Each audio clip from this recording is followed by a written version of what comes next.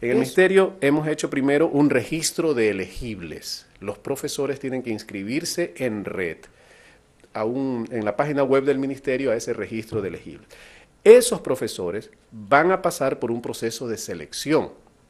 Nosotros estamos preparando todas las pruebas y obviamente, si es profesor de matemática, nosotros tenemos que comprobar que el señor sabe matemática. Entonces, tiene un proceso de selección. Vamos a hacer un proceso parecido. Este proceso parecido del que estamos hablando nosotros acá, implica pruebas de conocimiento, pruebas, clases demostrativas y una serie de entrevistas con los docentes para que accedan al cargo público. Esto para el ingreso. Obviamente, este proceso crea discrepancias con el gremio, porque ellos están acostumbrados a presentar unas carpetas y luego ahí en las llamadas comisiones de ingresos y cambios, donde el gremio tiene mayoría, aunque ustedes no lo crean, ¿verdad?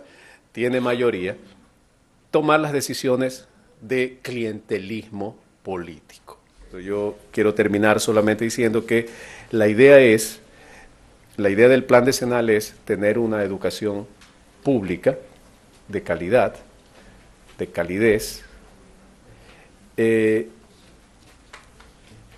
permita superar la inequidad existente actualmente en el país y que la educación sea ese espacio de oportunidades para la gente. Como sucede en algunos lugares, ya dijimos que no en México, no en Ecuador, no en Argentina, empezó a haber una gran cantidad de escuelitas. En México les llamamos escuelas patito, a las escuelas que no tienen como los suficientes criterios de calidad, pero que por alguna extraña razón el ministerio correspondiente les ha dado la acreditación, ¿no? Entonces, bueno, los del consejo se dieron cuenta de que estaban surgiendo muchísimas escuelas en el bosque y les iban a hacer la competencia. Ellos estaban dando su tiempo para seleccionar qué currículo iban a instaurar en la escuela, a qué alumnos iban a inscribir, a qué maestros iban a contratar. Pero con la prisa de que estaban surgiendo muchísimas escuelitas patito en el bosque, decidieron apurarse y entonces dijeron, ¿qué currículum vamos a hacer? Y mandaron a 2 de los miembros del consejo a investigar qué se estaba trabajando en otros bosques.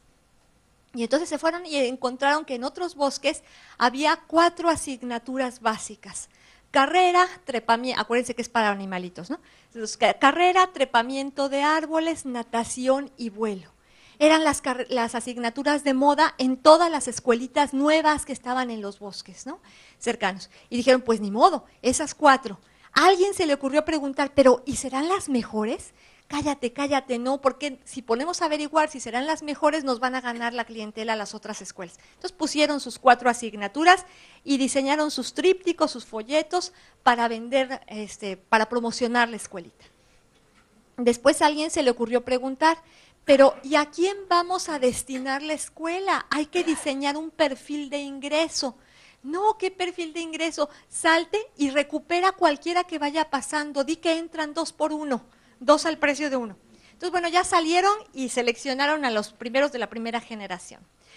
Y después dijeron, ¿cuáles maestros? Y esa era una buena pregunta, porque como había muchísimas escuelas, ya casi no había maestros disponibles. Entonces dijeron, bueno, pues, ¿quién se ofrece de voluntario? Y algunos miembros del consejo se ofrecieron de voluntarios para dar clases, que no es lo mismo, ¿verdad? Entonces, bueno, quedaron dando clases algunos miembros de buena voluntad del consejo.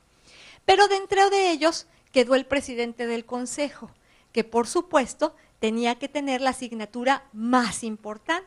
Y le dejaron la asignatura de carrera. Había algunas competencias en la región donde estaban los bosques, así como las olimpiadas, y en algunos países se hacen las olimpiadas del conocimiento, o de las matemáticas, o de la lengua. Bueno, en esa región del bosque estaban las olimpiadas y la clase de carrera era la que destacaba en las olimpiadas. ¿Y quién creen que se quedó a cargo de la clase de carrera? Pues el presidente del consejo, ¿no? Porque era la más importante. Entonces, ¿qué pasó con la primera generación? La primera generación, como había muchas escuelas, solamente tuvo 4 alumnos, un águila, un pato, una ardilla y un conejo. No les voy a hacer toda la historia de todo el año escolar, nada más vamos a ver lo que pasó a grandes rasgos hasta la conclusión del año escolar con cada uno de ellos. El director, que además era el maestro de la clase de carrera, decidió que desde el principio iba a entrenar al mejor alumno, al que tuviera más posibilidades de ganar, porque pensó que si la escuela ganaba la Olimpiada en ese año, iba a tener mucho reconocimiento, que iba a redundar en muchos alumnos y podrían subir las colegiaturas al año siguiente, porque ya sería un privilegio estar en esa escuela, ¿no? Con tantos indicadores de calidad. Entonces, bueno, ¿a quién creen que seleccionó? Pues al conejo. Por supuesto que al conejo. Entonces, bueno, todo iba de maravilla, estaban en la parte teórica de las asignaturas, entonces pues el conejo era un buen estudiante, corría perfectamente, se quedaba a los entrenamientos con gusto, pero cuando llegó el momento del año escolar en que pasaron de la parte teórica a la parte práctica, el conejo no quería entrar a la parte práctica de la clase de natación, pobrecito. Entonces, bueno, un requisito era que tenía que aprobar todas las materias, si no, no podía ir a la Olimpiada. Y pobre conejo, cada vez que iba a hacer la clase de natación se enfermaba, se le ocurría ir al baño, sus papás mandaban un recado de que no podía asistir por algún problema familiar, hasta que cansado el maestro de la clase de natación, un día lo toma de sorpresa, lo avienta al agua, le da un síncope y el conejito ya no terminó el año escolar, ¿no? Entonces, pobre del presidente del consejo, porque ya su mejor alumno, el que iba a mandar a la Olimpiada, ya no existía. Entonces dijo, bueno, ¿cuál otro? Pues la ardilla.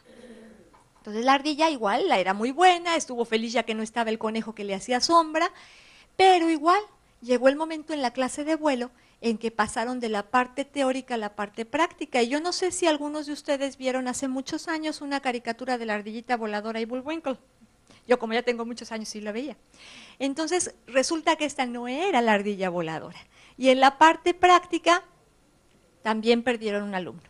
Entonces, el maestro, el presidente del consejo, estaba muy preocupado. Los 2 mejores ya no estaban en la escuela. Y había 2 opciones, el águila y el pato. Cualquiera en su sano juicio a lo mejor hubiera pensado en el águila, pero el águila en esta generación era bastante mediocre. No le gustaba hacer esfuerzo, no le gustaba estudiar, terminaba siempre al final todos los deberes, y entonces dijo, pues ni modo, el pato, ¿no? No me queda de otra. Pero como el pato no estaba biológicamente diseñado para la carrera, le costaba mucho trabajo en los entrenamientos. ¿Y qué decidieron en el consejo de la escuela? Vamos a sobrecargarlo, que llegue, en lugar de entrar a las 7 de la mañana, que llegue desde las 5 y se pone a correr, y en pista de arcilla, pobre pato. Y después, en lugar de salir a recreo, al receso, que se quede corriendo. Una vuelta más, pobre pato. Y después, en lugar de salir a las 2 o 3 de la tarde, que salga hasta las 5 o 6 de la tarde para que se quede a entrenar. Pobre pato.